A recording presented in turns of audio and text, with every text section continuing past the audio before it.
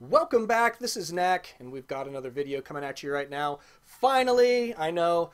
I do thank you guys for being patient with me. It's taken me a lot longer to get videos up than I expected over the last little while, but I've got an idea to make that happen a little bit better. What I'm going to do is break up this project, making a flail, into several different sections, and we're going to go into smaller sections. I'm going to put that section up right away. That way you guys get some video content out there, and then we'll move on to the next section as quickly as possible, and there'll be a progression of those videos to complete the project. So that's my idea for content for now. Do tell me what you guys think about that. I'd like to hear after you watch this video. Let me know in the comments below. But making a flail is going to be kind of a fun project, and it is, in a sense, a challenge from one of the viewers, the Silver Nut, so thank you very much for that.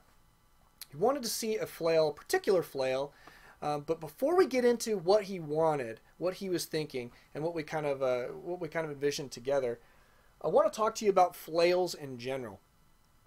This flail right here is kind of an old farming implement, essentially. It would be a long shaft, fairly long up here, and a short chain, generally even made out of leather straps, that they used to beat the tar out of wheat on the ground. It's a way to start to get that grain out of the chaff right there. You don't even have to take the cut the heads off of the wheat or anything. You just beat it right there. You cut the wheat and beat the tar out of it on some rocks or whatever, where they can capture those wheat kernels. So it was a farming implement, but it did see some use in medieval battles. A lot of those farmers and things like that, when they were protecting their lands, this is all they had, really. Just go grab something out of the shed, if you will, and they would choose this. Well, it had some nice, features about it that made it fairly useful. The chain gives the head of the flail a wide range of motion, and that actually becomes useful, especially going up against somebody who might have like a shield. You could actually hit right over top of the shield and still be able to hit the person below, which you couldn't really accomplish with a sword. So it did have those, I'd say, positive features about it. Well, though it being long and clunky like this was a little bit negative of a thing. It was a little bit clunky still. It could potentially come back and bite you in the head, and they could be dangerous to the person wielding it. So it did need modifications, and this is where we went with modifications, and this is what you'll notice as a flail today. When somebody talks about a flail, something like this will appear in your mind. Whether it have a longer chain or it doesn't really matter, something like this. Still tends to be a wooden shaft for the handle. Metal is okay as long as you can make it light enough. The goal here is to put the weight in the head of the flail. A little bit longer of a chain gives it a wider range of motion and the ability to get behind armor, like a shield again, or to wrap around swords and things like that. And it's actually can be quite useful if used correctly. But again, force that weight up here and you can really do some serious damage. But let's talk about the challenge here. The Silver Nut wanted to see a flail that didn't have a chain. Now, obviously, to make these flails battle worthy, so you don't have to worry about them failing on you, using a chain here is extremely necessary. You're going to be beating up against metal, swords, and things like that. Well, if it was made out of, say, leather, going up against a sword with that could really ruin your flail real fast. That's obvious. However, we are going to go that direction. We are going to go to leather, and we're going to do kind of a fantasy flail that's more of a magical implement, so not meant to actually go up and hack through people. It's going to be more of a casting type thing, if you will. So we are going to go to that. I've got a design. You guys tell me what you think in the comments below about this design. We're going to be going with it regardless, but if there are going to be some simple modifications, if you guys want to see something maybe slightly different, let me know and we'll see if we can't include that. So here's what it's going to look like for now. Let's get started with a handle. I'm going to make it relatively long, and I wanted to do some kind of interesting things with the handle.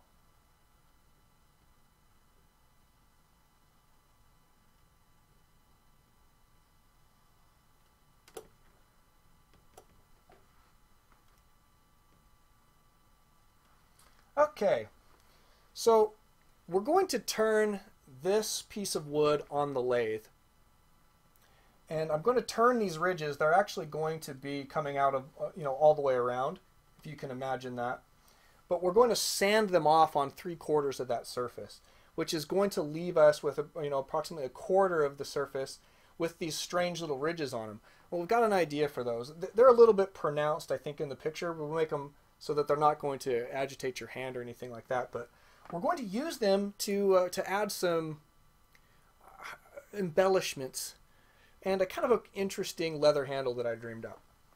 And basically how it's going to work is we're going to have some leather go through those little troughs. As you can see here, I'm going to just finish drawing it real quick.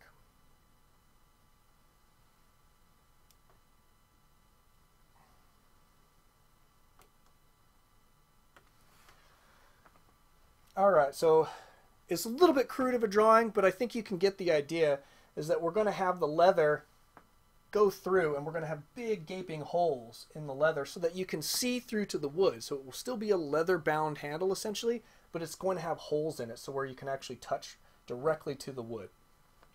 And then in the rest of the leather we're going to do kind of a vine flower motif type thing, something like that. And it will put more holes in the leather, basically windows, so that we can see through to the wood. Then for the head of the mace, we're going to do a sphere. And we're going to wrap a leather leaf around it to go along with this motif. And it's going to look something like this.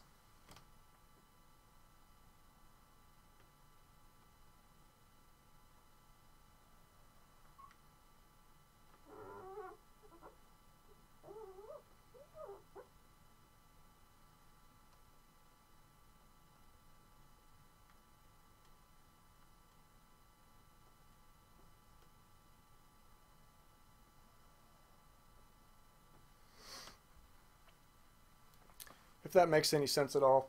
Basically, you've got that leaf curving around the sphere. This wood here and this wood here will be the same. We're going to use a bird's eye maple. It's a little bit soft of a wood, but again, this is not a beat them into the ground type weapon. We're going to make a casting flail here. And so it can be a little bit more delicate, something that you're going to want to take care of.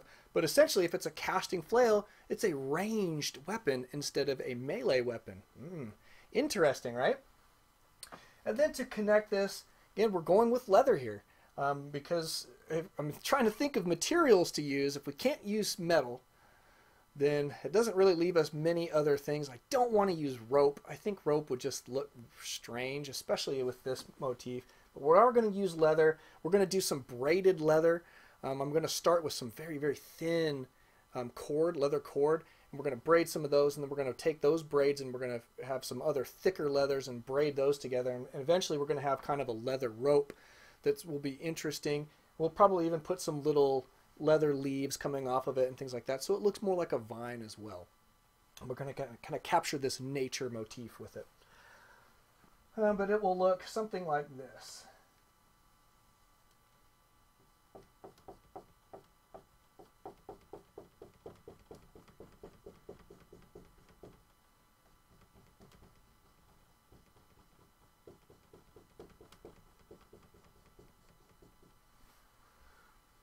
Okay, so you kind of get the idea of what we're going for here. A casting flail of all things, and these will kind of come down over top of this, something like that. Who knows? We'll see when we get there. I think it is going to be an exercise in invention. I can tell you that right now. But that's the idea. Let me know what you guys think. We are going to get started on the handle right away. I'm going to go turn this on the shaft, and that's going to be the remainder of this video. And then you should expect some other installments coming up quite shortly. So if you want to see something in that next video for the next couple steps, make sure you're commenting in the video below. Let's go down to the shop. Let's fire up that lathe.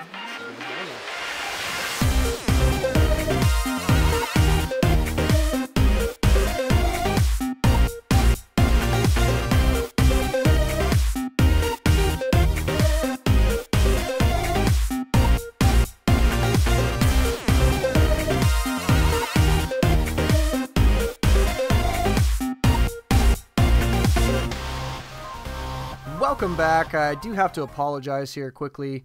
I did lose a lot of my footage. Apparently, I didn't press the record button for the whole first take. As you can see, I cut quite a bit of it on the first take. In fact, we're just about done here. Well, there's quite a bit more that we have to do, and we'll talk about that here in just a moment, but I do apologize for that. I will be doing a lathe tutorial, so it's going to be a little bit while. I'm not a master of the tool yet. It's still a relatively new tool for me. So as I get better with it and feel a little bit more comfortable teaching people, I will start to put up a tutorial, maybe even a series for using a lathe. But let's talk about the flail here for just a little bit. And well, first let's talk about lathes in general. For those of you who are starting to get into fantasy weapons, making things like that, or even LARP, you don't need to run out and buy a whole bunch of tools. Yes, you'll see me using this nice, wonderful lathe. But I don't want you guys to think that you have to have a lathe to get stuff like this done. It is faster, no doubt about it, and it does turn perfect cylinders in this case, right? Essentially what that handle is. But you don't necessarily need all of your fantasy weapons to be perfectly circular. Sometimes visually close enough is all you really need. So with a kind of a trained eye, a little bit of practice, you can create something similar to this, just on a belt sander and maybe with a, grinder or some kind of, it doesn't matter really. You can make it with other tools that tend to be a lot cheaper, things that you can just pick up at Home Depot. Obviously you can't really find a lathe like this at Home Depot. I got this one from grizzly.com. So, but notice how much work I'm doing here sanding. That's one thing that, getting a lathe, yes, they're super helpful, but it doesn't eliminate all of that finish work, all of that sanding work. You've got to check all these spots and make sure that that sucker is nice and smooth. So lathes, they do make your work quite a bit faster, but it's not a necessity for just turning a handle on a mace or a flail or something like that. You know what I mean? So don't run out and buy a lathe if you don't absolutely have to. But yeah, doing a lot of sanding here. Notice that we kind of modified the design just a little bit. I kind of felt as I was turning it that I didn't like the way the ridges were looking at the pommel section. So I kind of took those out and just made it a little bit more rounded, just one. And then we're going to put, I think, a sphere on the end of it that will kind of match the flail head, if you will. But so far so good. We're just going to continue sanding here. And the next step here in just a moment, we're actually going to take it over to the belt grinder and sand off 3/4 of those ridges so that it only appears on 1/4 of that surface. Here we go right now. In fact, I think you guys will get the idea here in just a moment. So I'm going to let you listen to some music and I'll be back with you with more perfect commentary here in just a moment.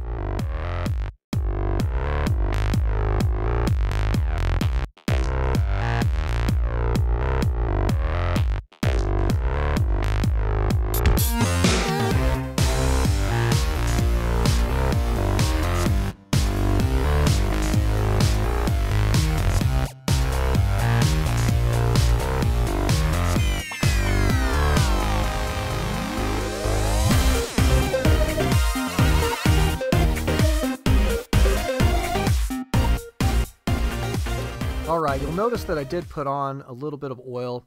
It's just some Danish oil. It's really good for the wood. Helps us kind of start finishing it. But more than that, it also kind of slightly colors the wood, which I wanted before I started to sand that spot. That way I could kind of see where I was sanding it very quickly. And you notice that stark contrast. It was kind of yellowed where I had put the oil, and then it was quite a bit whiter where it had been just sanded. Now we're putting it back on the lathe. And we're going to do some more finish sanding, and so that's the Danish oil I was talking about. I'm actually not going to put any more of it on right now. I'm going to go ahead and try this other finish. It's a Mylan's it's a friction polish. They're kind of cool. So we're going to try and put some of that on. If I need to take the Mylan's off, I can actually strip it off pretty easily without damaging the wood. Or I could just sand it off because it stays mostly on the surface. And then we could put more Danish oil on there if we need to. But we'll check that out. I just want to kind of play it by ear as we move forward because I'm not quite sure how I want the wood to look underneath that underneath the leather. So we're probably going to get to the leather step next, and then we'll refinish the wood before we put the leather handle on permanently.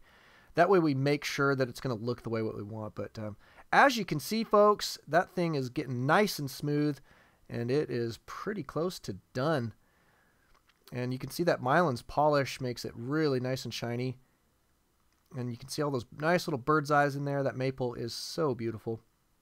So I'm actually pretty excited about how this is turning out. The ridges are only about a quarter of the, maybe more like a third, I think, at this point. But we'll probably sand off just a little bit more in the end. We'll see how that leather's going to fit around it. But that's basically it for today. Thank you guys for coming out. Thank you guys for watching.